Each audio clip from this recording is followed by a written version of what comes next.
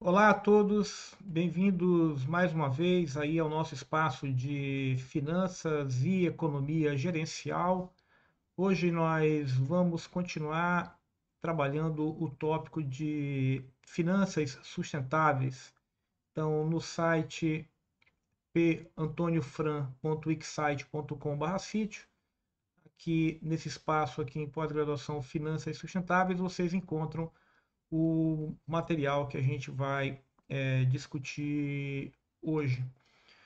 O nosso tema hoje é tratar do papel do sistema financeiro e discutir um pouco o fluxo de capital para financiamento de projetos verdes, né, considerados projetos sustentáveis. Bom, quando você tem a possibilidade de implementar um projeto, você precisa de recursos financeiros, né? Então você tem que fazer um desembolso para fazer o investimento inicial. Esse desembolso para realizar o investimento e fazer com que o projeto se transforme em realidade, esse investimento pode ser feito com dinheiro próprio, né, do acionista do negócio, e aí a gente chama esse recurso de capital próprio. Ou a gente pode utilizar recurso de terceiros, né?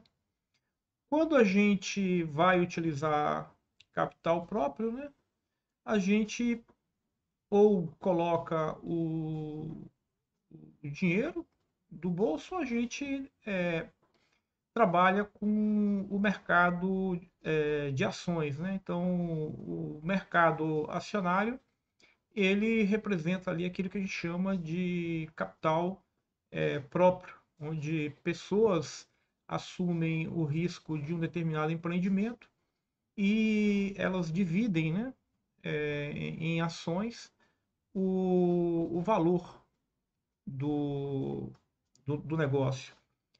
Bom, quando você toma dinheiro emprestado em um banco, né, você está utilizando capital de terceiros. Então, o, o banco passa a ser um credor do seu do projeto, né, da sua empresa. Bom, são duas mecânicas distintas. Quando um banco ele para emprestar dinheiro, né, se ele é normalmente o capital que o banco tem para empréstimos, ele ele é limitado, né, porque ele vem das captações que o banco tem junto daquelas pessoas que fazem depósitos. Para financiar projetos de grande porte, normalmente os bancos eles buscam outros mecanismos, né? Na verdade, eles acabam atuando como intermediários, né? E a empresa emite títulos. A gente vai discutir um pouco mais à frente aí, e isso gera um mercado de renda fixa. O próprio banco também pode emitir títulos, captar dinheiro no nome dele. Esses títulos não podem ser negociados no mercado de renda fixa e isso vai acabar sendo canalizado para os projetos. Então, você tem no sistema financeiro, para financiar os projetos ali, esses mecanismos, né? Ou a emissão de ações ou utilização de capital de terceiros via um empréstimo ou via emissão de debêntures, né? Veja só, quando alguém, um investidor, ele resolve participar como acionista, ele provavelmente requer uma remuneração maior, porque ele corre os riscos do negócio. Então, se o negócio gera lucro e se o negócio rende dividendos, o acionista ele recebe dividendos. O acionista tem o ganho de capital se o negócio é um negócio de sucesso. Então, o acionista ele está dentro, correndo todos os riscos, porque se o negócio der errado, o acionista ele, ele perde valor. Se o negócio perde valor, o acionista perde valor com o negócio, ou ele ganha valor.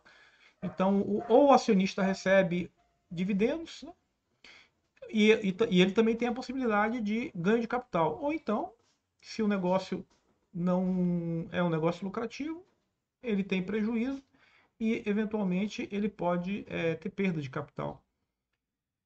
O, as ações no Brasil, a gente sabe que elas são negociadas, né, na B3, que é a nossa bolsa de valores. Então, quando uma empresa deseja captar mais recursos, né, ela procura uma instituição financeira e ela faz a emissão de mais ações. Se for a primeira vez que ela recorre ao mercado, a gente chama isso de IPO, né?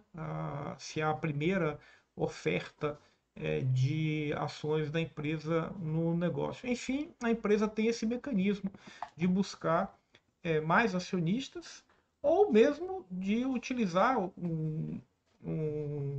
lucros que ela foi retendo ao longo do tempo para fazer investimentos. São possibilidades de uso de capital próprio para financiamento de projetos por parte da empresa. Bom, a empresa também, como eu disse, ela pode lá então recorrer, né, a esses empréstimos de longo prazo. Então, por exemplo, a gente tem aí agentes como o BNDES aqui no Brasil, ou você pode recorrer a investimentos lá fora com um banco mundial.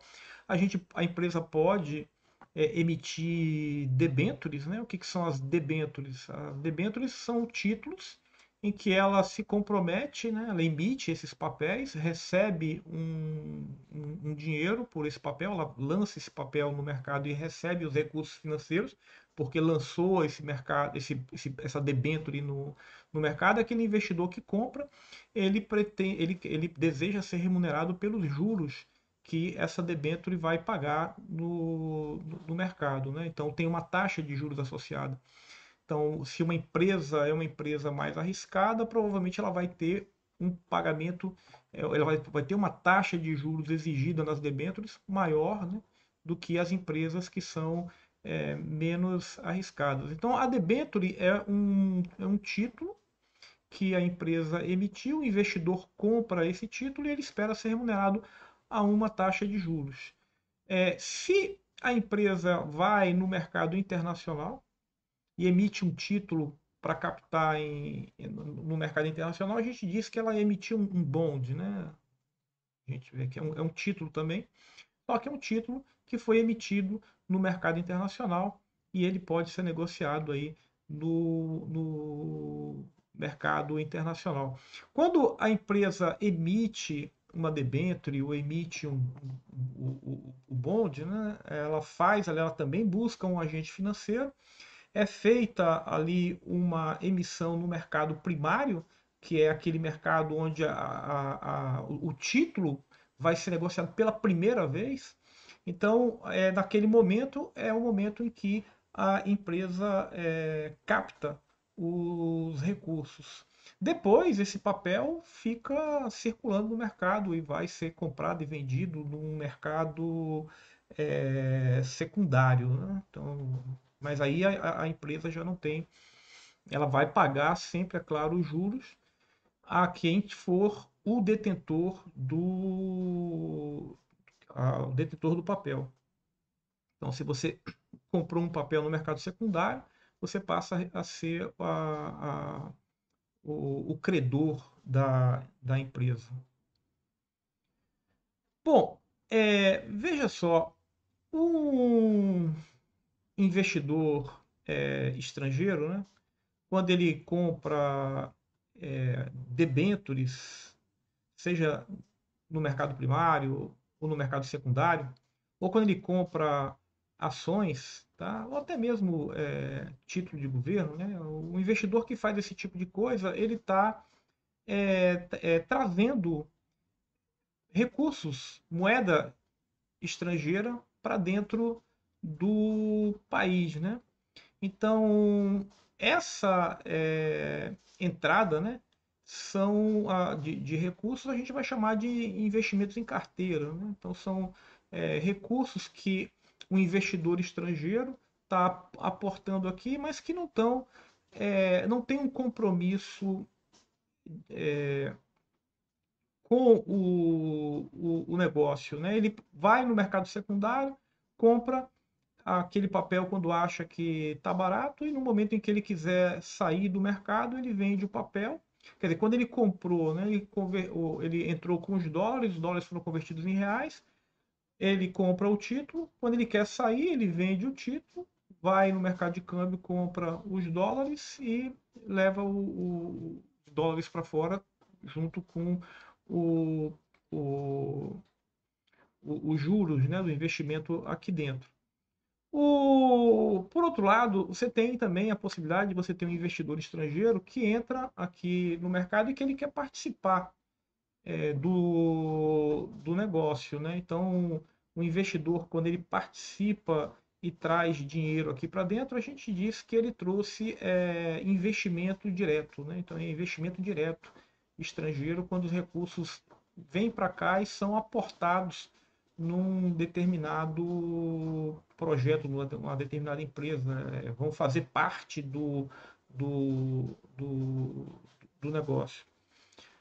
Bom, veja só, quando a empresa então capta no mercado doméstico, né, vamos aqui, dado que a gente está na disciplina aqui de finanças sustentáveis, a gente vai entrar um pouquinho mais à frente aí na discussão, o, o, a taxa de juros doméstica, né, ela é maior do que o juro internacional. Então, imagine que eu quero conduzir um projeto aqui dentro e estou atrás de recursos financeiros, né? Você poderia imaginar, poxa, seria mais barato então eu recorrer a, a uma captação no mercado internacional, dado que a taxa de juros lá fora é menor, né? Bom, é verdade que em termos de taxa de juros, você vai encontrar a princípio, né, o custo deveria ser um pouco menor, a princípio. Só que você tem que levar em consideração que quando você implanta um projeto, imagine que você captou recursos em moeda estrangeira. Quando você recebeu esses recursos, você vai convertê-los em reais e fazer o seu investimento em real, você contraiu uma dívida em moeda estrangeira. Então, lá na frente, você vai ter que pagar em moeda estrangeira. Então, quando o recurso entrou, você converteu a uma taxa de câmbio. Ora, se o real depreciar frente à moeda estrangeira, lá na frente, quando você tiver que fazer o pagamento em moeda estrangeira, você vai precisar de mais reais para fazer a compra dos dólares da moeda estrangeira e pagar o seu credor. Perceba que, então, além dos juros, é possível que você ainda incorra num custo adicional, que é justamente o fato da moeda brasileira ter se depreciado. Você pode imaginar o seguinte: e se o real apreciar? Então, é claro que se o real apreciar e você tiver endividado em moeda estrangeira, isso vai fazer com que a sua dívida seja um pouco menor. Bom, de qualquer sorte, é importante ter em mente que um projeto financiado em moeda estrangeira, um projeto que vai ser conduzido aqui, o investimento inicial que chega para esse projeto, se você captou esse dinheiro em moeda estrangeira, você está exposto aí à variação cambial. Vamos então falar um pouquinho, né, do papel do sistema financeiro no financiamento sustentável e vamos focar um pouco aqui em projetos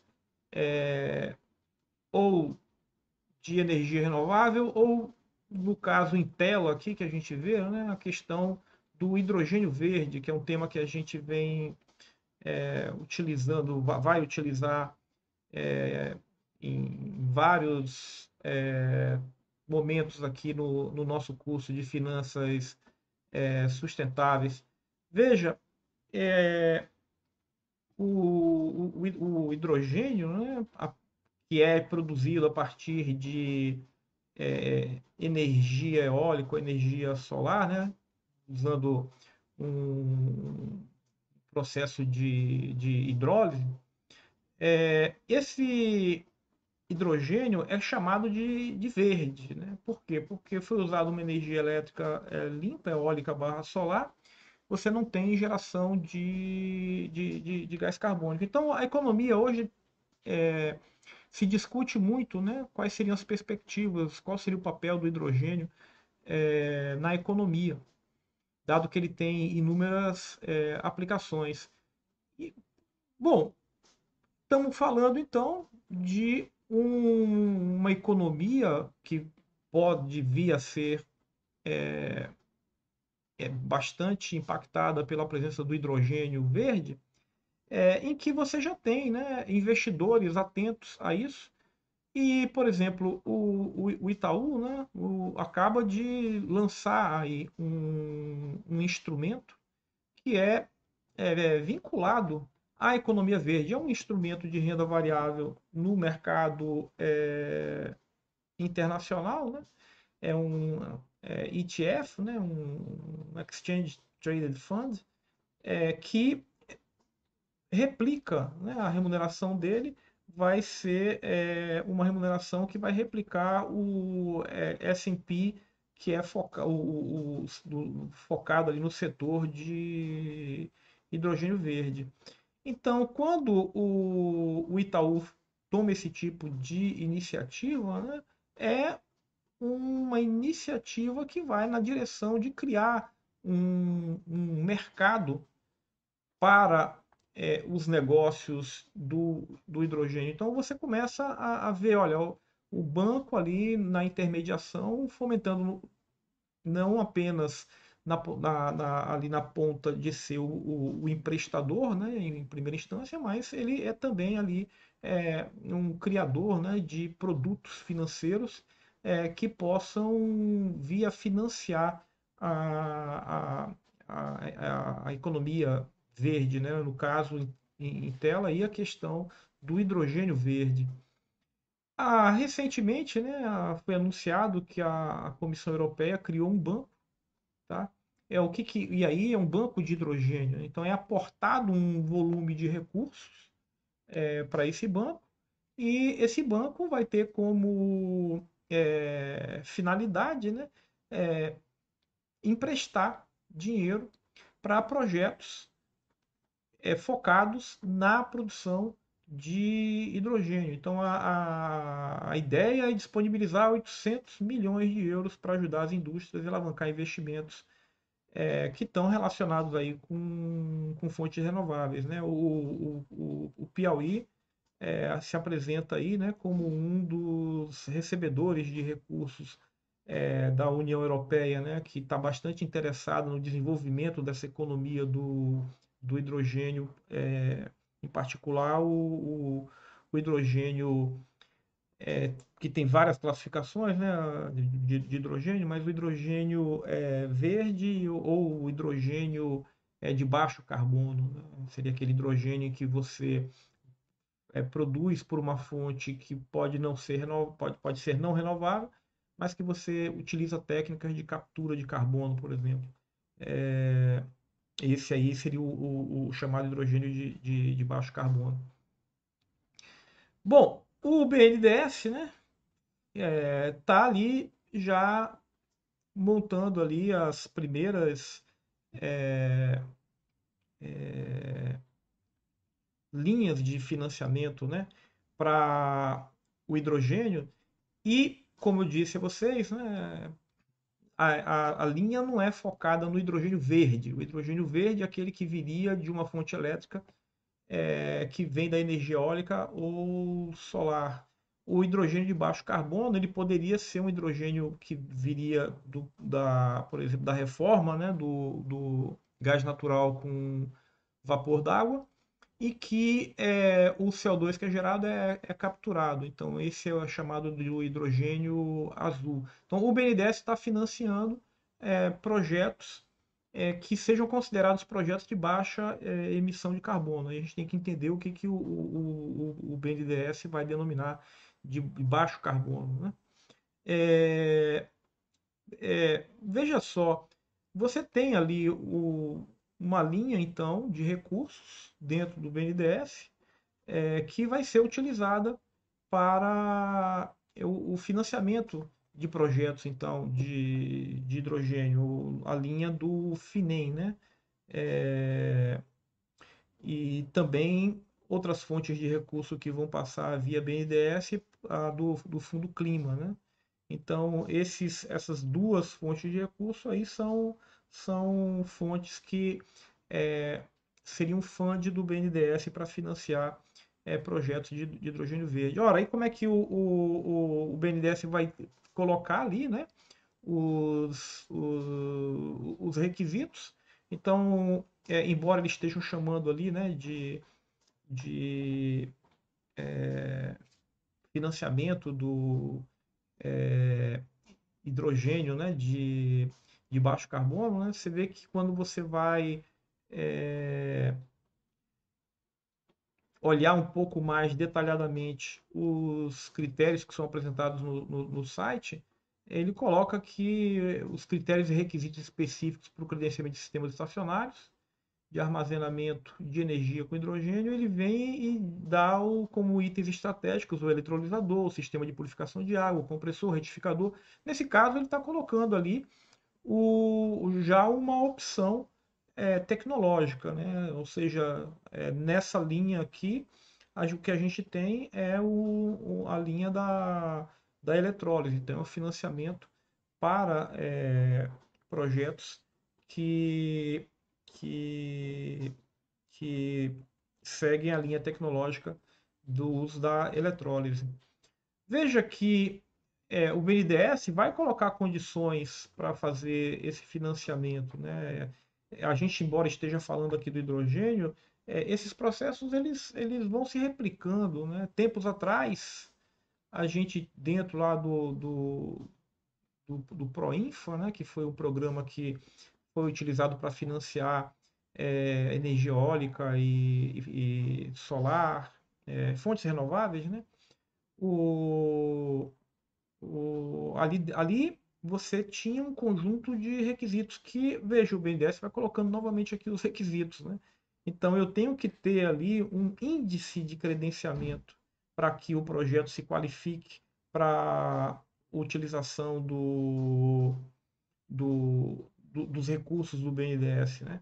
Então, esse índice de credenciamento, que vai dividido aí em duas etapas, né?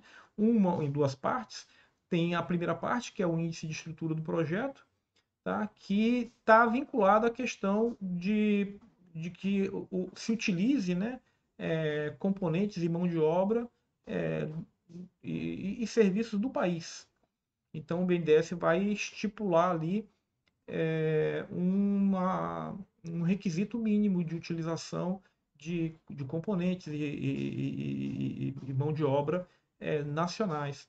E além disso, né, tem também uma nota que é qualificadora que vai depender do interesse, né, estratégico do BNDES, né? Então, é, que é claro que estão vinculados com uma política que a gente vai, inclusive, discutir numa próxima aula, né?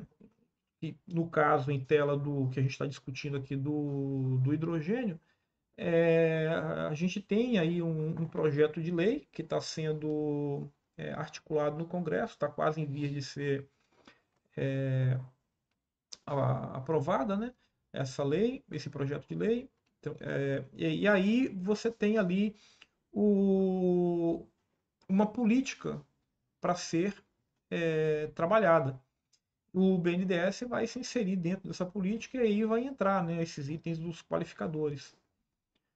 Bom, veja bem, na medida em que você consegue, né, aprovar o seu projeto, e como nós estamos falando aqui de hidrogênio, vamos imaginar então que você ali está com um projeto baseado na tecnologia da eletrólise, que você vai então pegar a água, aplicar ali energia elétrica vindo de uma fonte eólica ou solar, vai gerar hidrogênio e oxigênio, né? E o hidrogênio que você está querendo.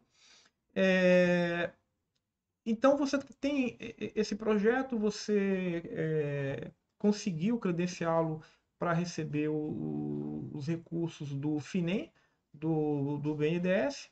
Qual vai ser o custo, então? Imagine que você vai e conseguiu aprovar e tem uma linha de financiamento. O custo é a taxa de longo prazo do BNDES, a TLP. Tá? Então, veja que a TLP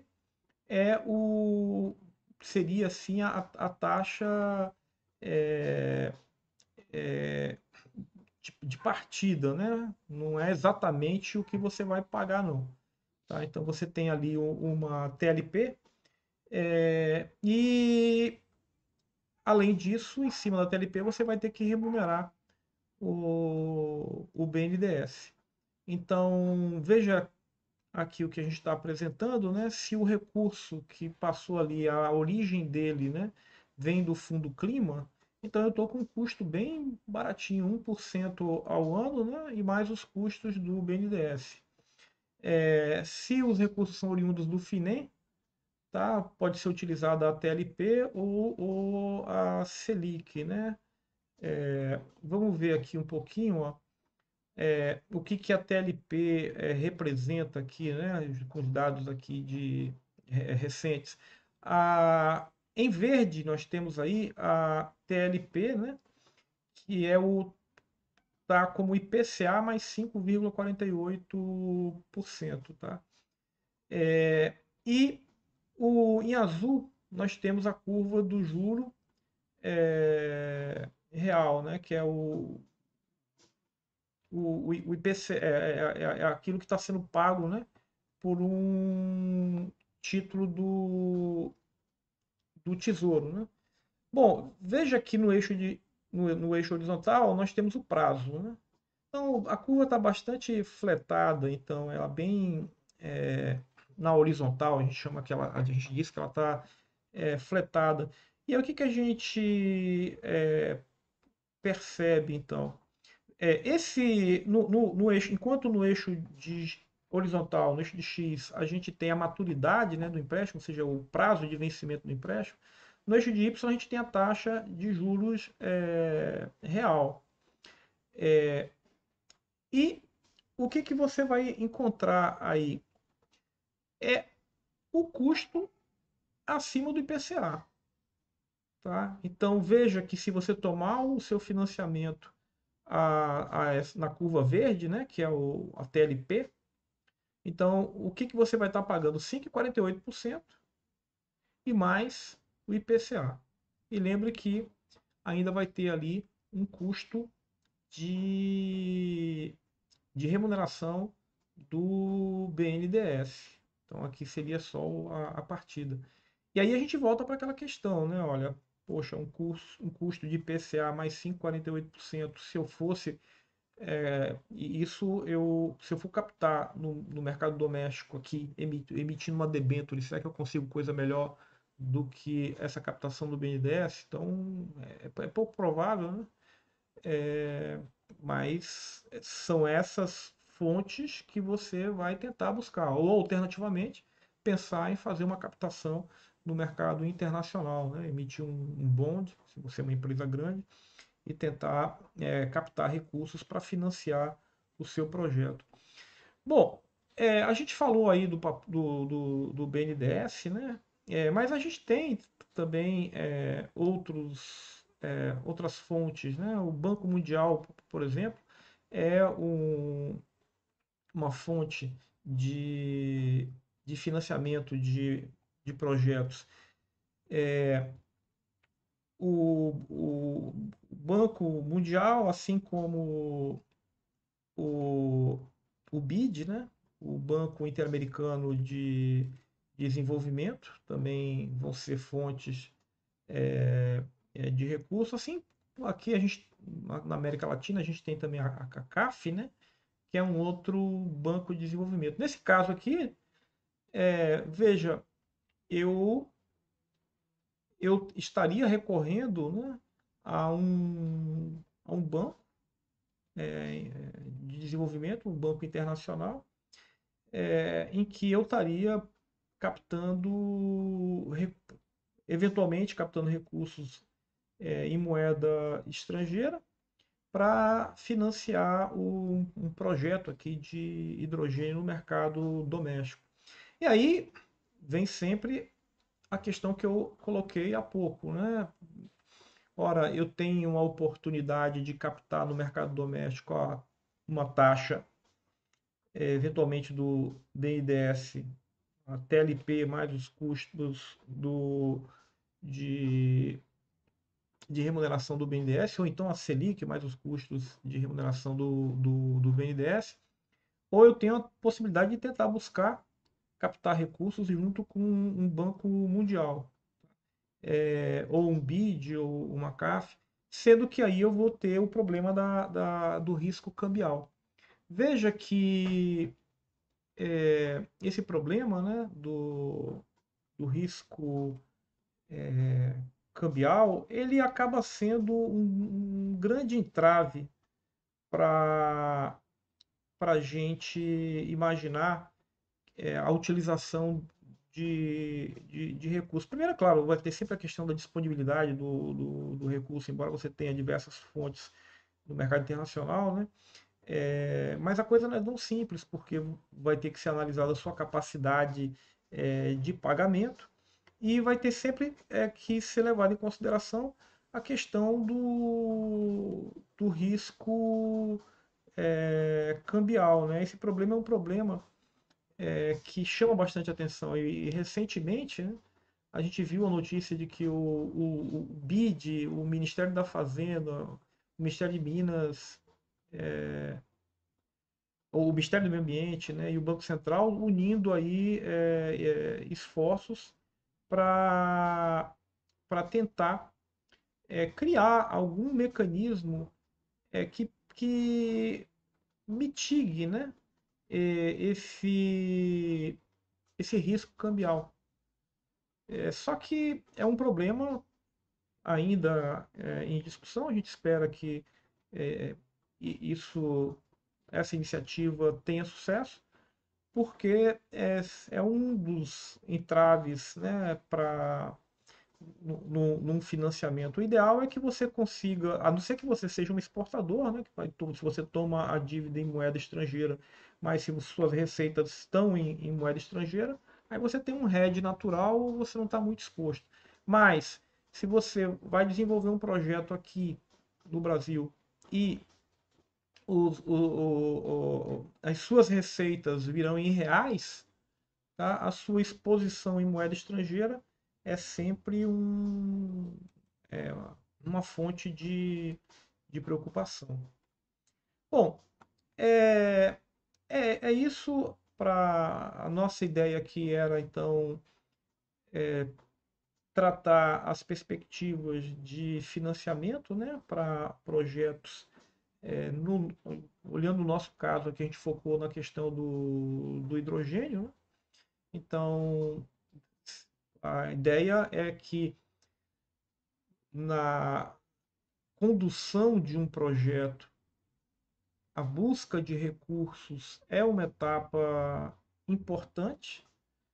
Quando você pensa em que você fez todo o trabalho técnico ali, escolheu tecnologia, mapeou ali seus investimentos, fez o levantamento todo da sua necessidade de investimento inicial, a discussão que segue e aí os recursos virão de onde, né? Então a gente viu aqui que os recursos podem vir de fontes é, próprias da empresa. A empresa pode recorrer ao mercado e emitir debênture ou se conseguir uma linha de financiamento com o banco. Normalmente é difícil isso acontecer, né?